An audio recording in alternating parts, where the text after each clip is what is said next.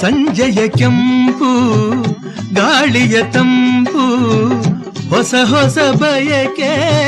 ತಂದಾಗ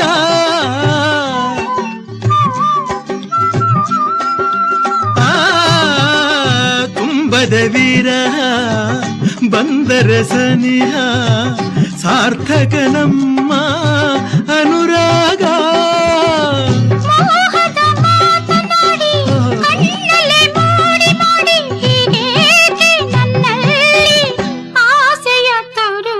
ಒಂದು ಮಾತು